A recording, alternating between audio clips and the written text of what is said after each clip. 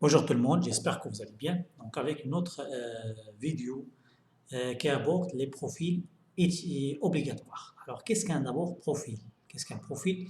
Un profil d'utilisateur sous Windows, c'est l'ensemble de paramètres et de données de cet utilisateur. Et généralement, ils sont stockés dans ce chemin par défaut. Par défaut, ils sont stockés sur ces deux points. Le système est installé sur ces deux points, users ou bien utilisateur, ok, anti-slash, user.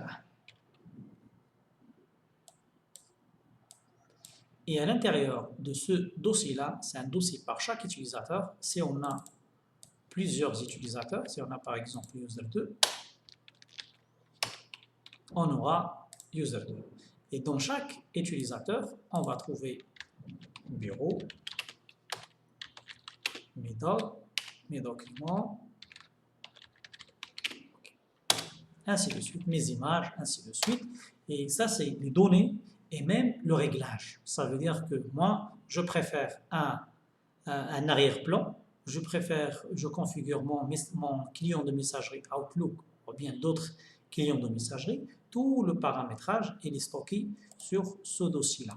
Alors, dans d'autres vidéos, donc on a abordé les profils itinérants. Donc, les profils itinérants, ce sont des profils qui, quel que soit le poste, l'utilisateur, il peut avoir les mêmes documents, le même réglage, le même arrière-plan, même préférence, par exemple, le thème, etc., etc. Alors donc, ça, pour en ce qui concerne l'introduction concernant c'est quoi un profil, maintenant on va voir qu'est-ce qu'un profil obligatoire. Alors dans un contexte donné, parfois on ne veut pas que l'utilisateur change ce paramétrage ou ajoute ou modifie les données stockées sur ce profil-là. Ça veut dire que si on a par exemple un ordinateur pour accès public au niveau de l'accueil d'un hôtel ou d'un autre établissement, et on peut donner l'accès à l'utilisateur à cette machine, il va travailler. Si on ferme la session et on réouvre la session, le système il va nettoyer tout, il va supprimer tout, etc.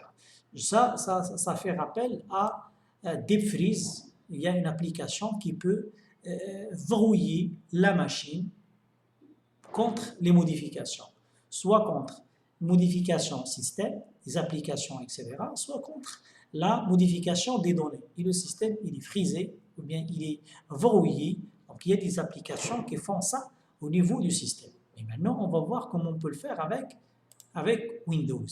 Ok, ça, je pense que ça, ce que je... Alors, une information. Alors, pour faire ça, les utilisateurs obligatoires, il faut les mettre, il faut les partager au niveau d'un serveur. Alors, je peux rediriger le profil de l'utilisateur 1 vers, par exemple, serveur 1, anti/profils, anti/user 1. Et à chaque fois que l'utilisateur accède ouvre une session, le système il va récupérer comme ce qu'on appelle son profil à partir d'un serveur. Et comme ça, le système centralise les données de l'utilisateur, quel que soit le client. Okay? Donc, on va voir une démonstration d'un profil obligatoire. Ça sert à quoi, etc. Alors, pour le rendre obligatoire, il suffit juste de renommer un fichier nt_user.dat en nt_user.man. Mandatory, ça veut dire que obligatoire. Okay? Ça, c'est ce fichier qui existe dans le profil de l'utilisateur concerné. Alors, je vais passer à la pratique. Je vais passer à la pratique et je vais tester un profil obligatoire pour déjà configurer. Après, on va voir comment on configure ça. Alors, ça, c'est une machine dans laquelle j'ai configuré j'ai configuré un profil itinérant, alors je peux changer des modifications. Ok, comme ça, je peux créer des dossiers. Test 1, test 2.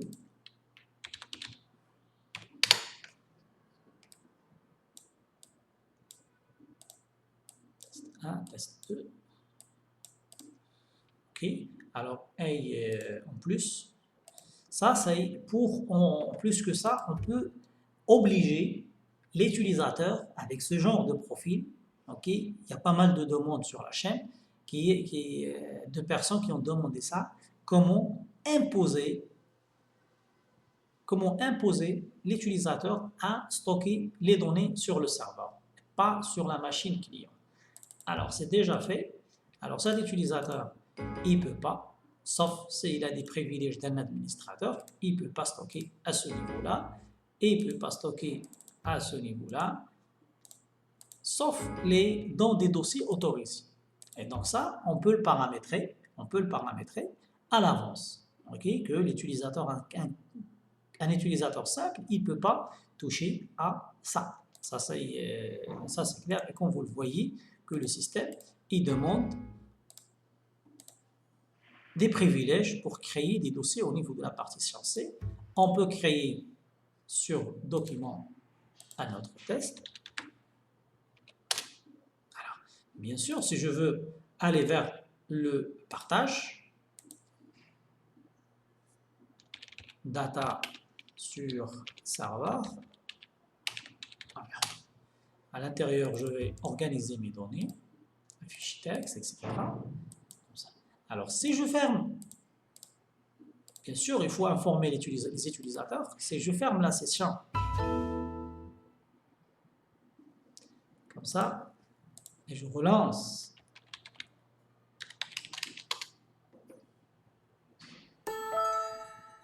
comme vous le voyez, il n'y a ni le thème, ni les fichiers créés sur le bureau. Alors, je vais aller vers mes documents, il n'y a rien. Ça veut dire que le système, il verrouille ces données sont par défaut sous Windows, ok, sans aucun problème. Okay. Alors, si j'accède à mon serveur, je trouve data sur serveur et les fichiers. Et comme ça, l'utilisateur, il est obligé de stocker les données sur le serveur. Pour faciliter la tâche à l'administrateur, et l'administrateur, il peut sauvegarder sur un seul endroit, c'est le serveur. Il ne va pas chercher les données au niveau des postes clients. Ça, c'est la démonstration. Alors, comment on va faire? Alors, ça, c'est un profil déjà créé sur serveur.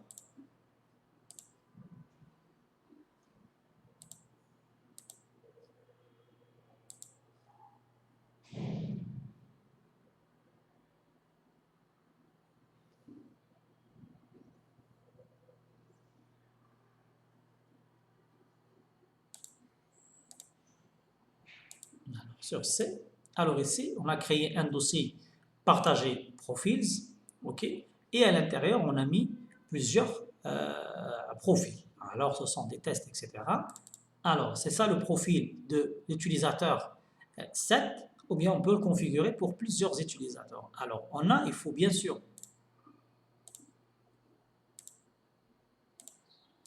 à l'envers. Actualiser. Alors le profil, c'est un profil comme ça, bureau, contact, ainsi de suite, les favoris, c'est ça un profil. Un profil, on a mes documents, mes images, mes vidéos, les recherches, ainsi de suite. Alors pour afficher le fichier, ça c'est un profil stocké sur serveur. Option, alors pour afficher les fichiers cachés, et les fichiers protégés par le système, il faut faire comme ça. Et il faut renommer, généralement vous n'allez pas trouver le untuser.man, vous allez trouver untuser.dat. Il faut juste renommer ce fichier par man et il devient mandatory, ou bien il devient obligatoire et il devient en lecture seule. Alors, On a le profil, alors il faut aller faire l'utilisateur, il faut pointer ça sur le chemin du profil, d'essayer le serveur Profils Pro, il ne faut pas ajouter la version. Alors avec Windows, je pense XP, même Vista, si je me rappelle très bien, le système il va créer le profil comme ça, avec le nom. Mais on a le paramétrage au niveau de Windows 7, ce n'est pas le même paramétrage au niveau de Windows 10, ce n'est pas le même paramétrage au niveau de Windows 11. Okay? Ce n'est pas le même profil. Alors on a des fichiers qui changent. Alors c'est pour ça que Microsoft il a créé plusieurs versions. .v2, le V2 ça signifie que c'est un profil Windows 7. .v, je pense 5, c'est Windows 10. .v6, c'est Windows 10 avec telle ou telle version. Et ainsi de suite. Alors, c'est ça ce qu'il faut faire. Il faut faire ça pour rendre le profil obligatoire. Ok. Alors maintenant, on va voir comment créer ce profil obligatoire.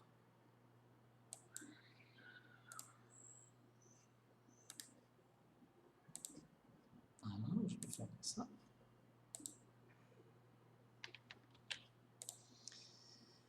Alors, je vais aller vers un client.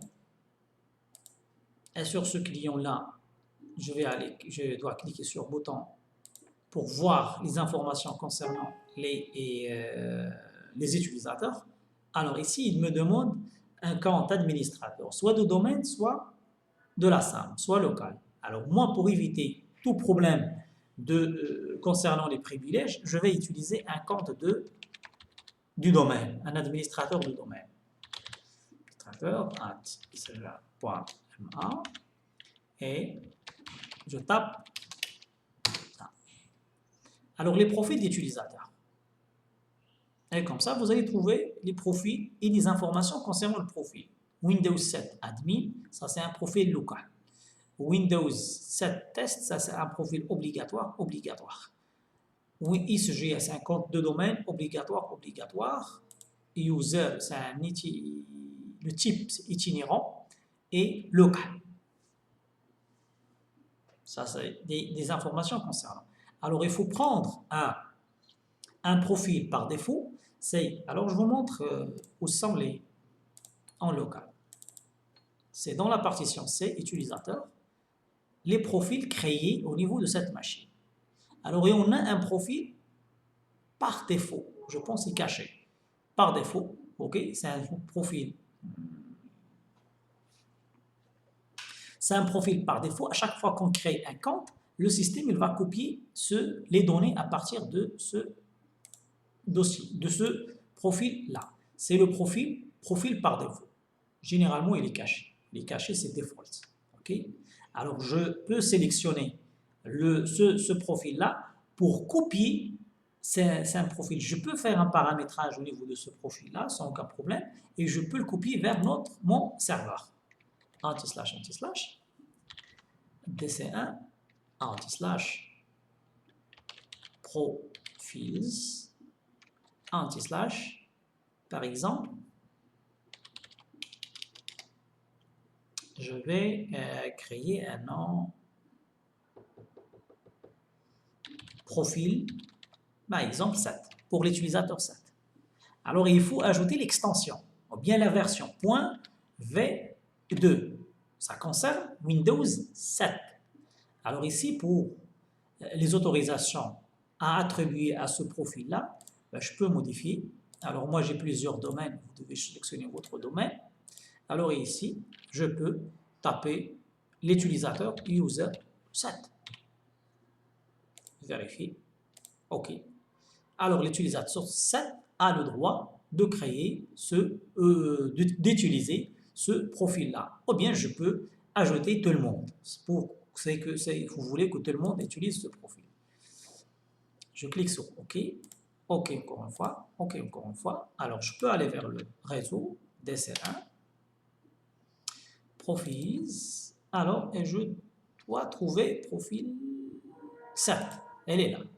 Alors, profil 7 et je trouve. desktop, documents, download, etc., les liens, musique, et ainsi de suite. Clair? Donc, on a ce profil, c'est un profil prêt à paramétrer en tant que profil, d'utilisateurs complet, par exemple. On peut faire copier-coller d'un profil, mais c'est pas avec cette méthode. Avec cette méthode, c'est sûr, ok, qu'on va copier les fichiers cachés, les fichiers système et le tout. Alors après cette opération, on va aller vers, on va créer un compte user, cette fois-ci 8. Il fallait que je crée un profil 8. User, ah non, j'ai donné l'autorisation à user 7. Alors désolé, je dois utiliser user 7. Mais vous pouvez préparer à l'avance l'utilisateur et donner à cet utilisateur. Donc on a déjà l'utilisateur, user 7. J'espère que ça ne va pas bloquer. Cet utilisateur, moi j'ai configuré déjà. Je change et on verra. Si ça ne marche pas, je peux tester avec un autre compte. Alors profil 7, il ne faut pas ajouter l'extension parce que le système il va l'ajouter. Profil 7, appliquer, OK. Alors et après, je vais fermer la session à ce niveau-là.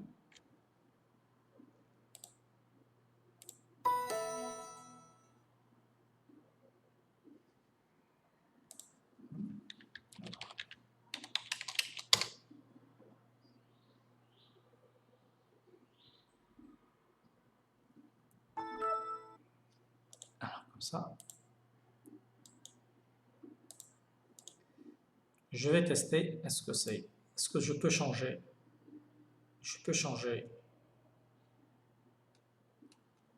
le thème, par exemple paysage, comme ça. Bien. Je vais fermer la session.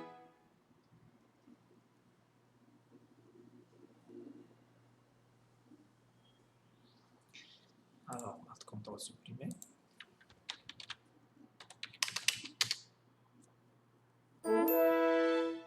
Là, il garde. Ça, c'est un profil classique. Mais ce profil-là, il est stocké sur le réseau. Ou c'est un profil itinérant.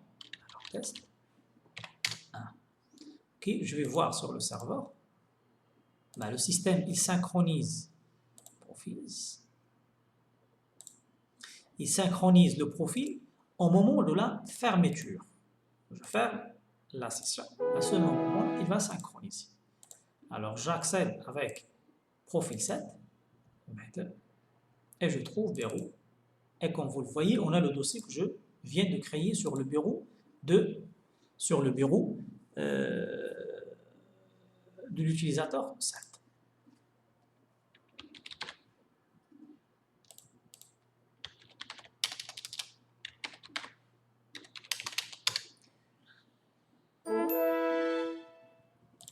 Ça marche. Alors maintenant, le travail à faire, c'est on ouvre de fichiers. Bien sûr, il faut afficher les fichiers cachés et les fichiers. Alors je dois d'abord, je peux paramétrer comme je veux. Alors je veux, moi, que le système doit garder ce test-là et ce thème-là. Alors, je vais changer à partir du serveur, man. Changer. OK, c'est changé. Alors, je ferme. Le système, il va verrouiller le profil à ce stade-là. Alors, avec la configuration actuelle.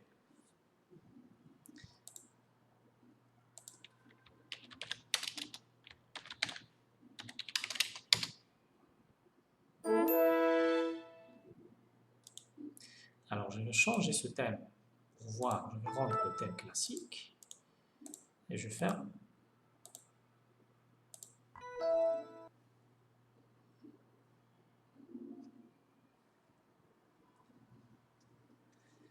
Alors, Alt Contrôle supprimer.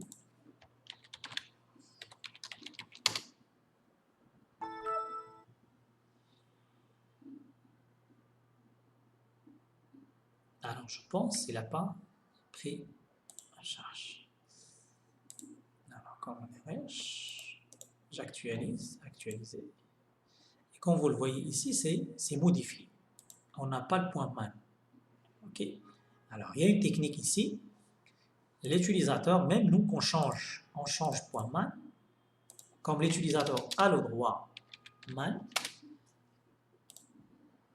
a le droit de modifier par défaut, c'est on donne ses autorisations, anti-slash, DC1. Alors, profils, c'est une astuce, alors profil 7. Alors, profil 7, il faut afficher. C'est encore un point.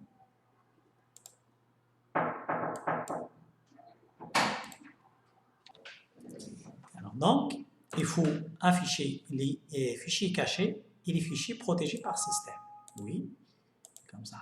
Et comme ça, on affiche les données. Alors, même que l'administrateur, il a nommé .man, alors moi, je peux, comme j'ai le droit, je peux changer le point date. Et comme ça, on va dévoiler ou bien détourner la stratégie. Alors, ce qu'il faut faire, on va actualiser.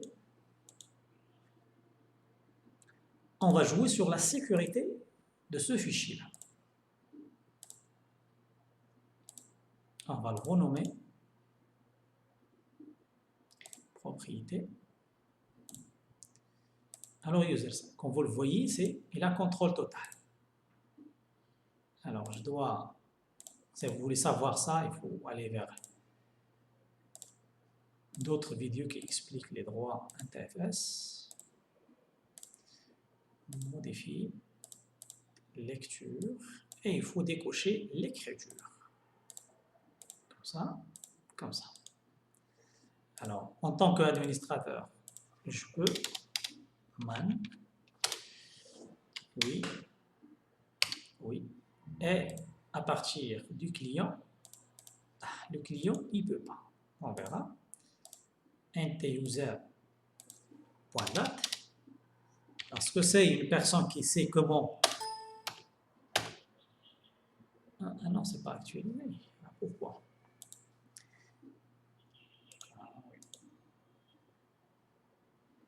Propriété. Alors, il faut voir les droits du profil carrément. Alors, propriété du profil. Je peux aller carrément autorisation.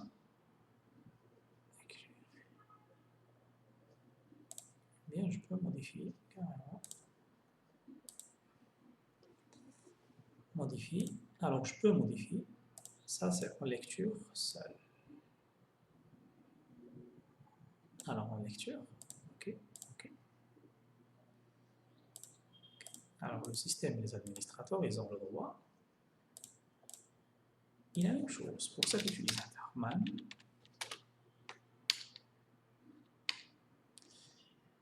Je dois le sécuriser. Alors, sécurité, utilisateur, il a le droit de lire l'exécution. OK? Et on verra. Je ferme la session pour actualiser les droits. Peut-être qu'il a gardé les droits avant. Bah, je suis juste pour actualiser. Ah oui. Il a détecté que il y a certaines informations qui ne sont pas synchronisées parce que le profil il devient en lecture seule.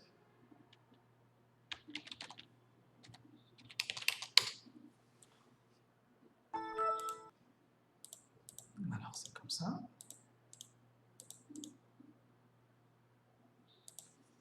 OK. On va tester. Anti-slash, DC1. Anti-slash, DC1.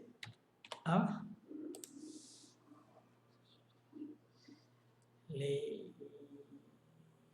Comment? Oui, annulé. C'est DC1. Alors, profil 7. Et je dois afficher.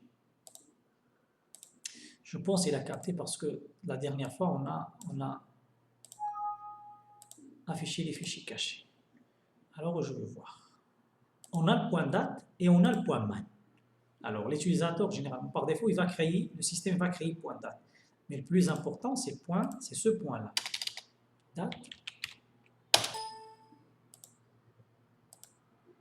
Alors, il peut pas. Alors, je pense que c'est passé. Je vais modifier le thème, comme ça. Je ferme la session.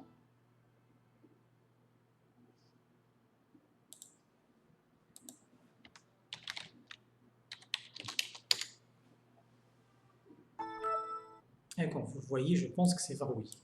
Je vais supprimer ce fichier, on verra. Est-ce que le système il va le restaurer?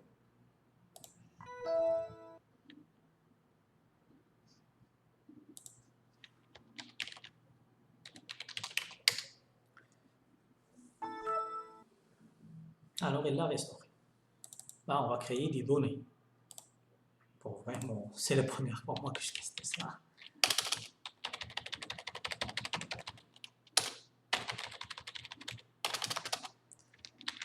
CTRL S. Ah non, c'est verrouillé, on ne va rien trouver.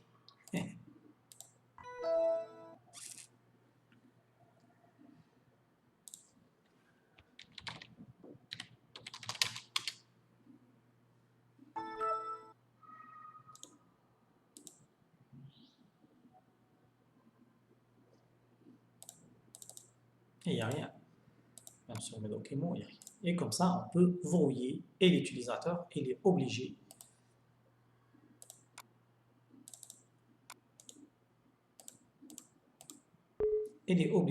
de stocker les données au niveau du serveur. Il ne garde même pas l'historique. Comme ça, et je peux stocker sur le serveur, ainsi de suite. J'espère que ça soit clair pour tout le monde et que ça soit bénéfique. Suite à la demande, il y en a des personnes qui ont des NAS sur leur réseau et ils veulent que les utilisateurs sont obligés de mettre les données sur le NAS pour ne pas sauvegarder les machines clients. Alors, donc, avec cette technique, cette solution, il faut bien tester, etc., avant de le mettre en entreprise pour éviter toutes sortes de problèmes. Alors, et à la prochaine, Inch'Allah.